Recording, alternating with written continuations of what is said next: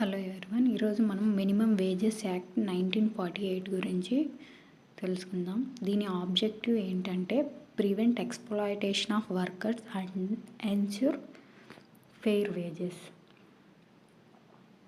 ఇది వచ్చేసి హోల్ ఇండియాకి అప్లై అవుతుంది. ఫస్ట్ జమ్మూ అండ్ కాశ్మీర్కి అప్లై అయ్యేది కాదు, తర్వాత దీన్ని రిపేర్ చేశారనమాట. సో ఇప్పుడు హోల్ ఇండియాకి అప్లికబుల్.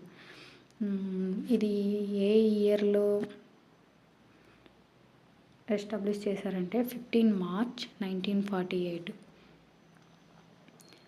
అప్రోప్రియేట్ గవర్నమెంట్ అంటే central government and state government. Central government కింద railways, mines, oil fields, ports వస్తాయి. స్టేట్ గవర్నమెంట్ కింద రిమైనింగ్ అదర్స్ వస్తాయి. ఎంప్లాయీ అంటే any person employed to do skilled, unskilled, manual, clerical, supervisory and technical work. ఇక్కడ scheduled employment specified in the schedule of the act. ఈ act వచ్చేసి applies to only these employees.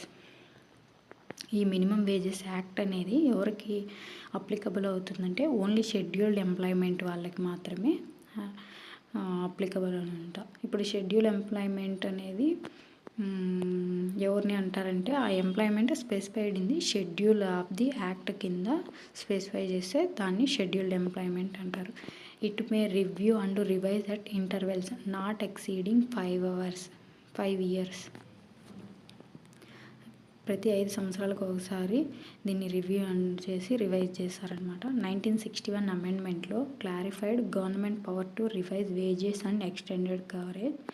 Minimum rate of wages అనేది appropriate government fix చేస్తుంది దీన్ని. ఇక్కడ appropriate government అంటే central and state. ఇక్కడ minimum rate of wages వచ్చేసి basic rate of wages plus cost of living allowance, లేదంటే cash value of concession, లేదంటే both పైన 2 కంపి ఇస్తారు.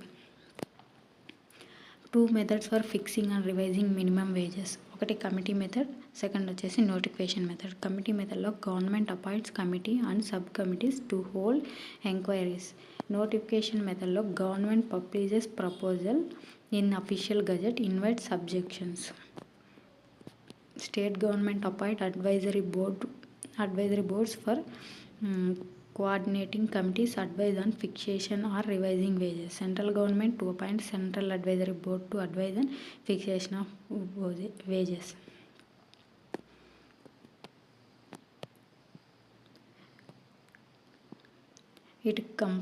Appropriate government comprises equal number of employees and independent persons. 1/3 వచ్చేసి women ఉంటారు. Employee can claim file before authority within 6 months.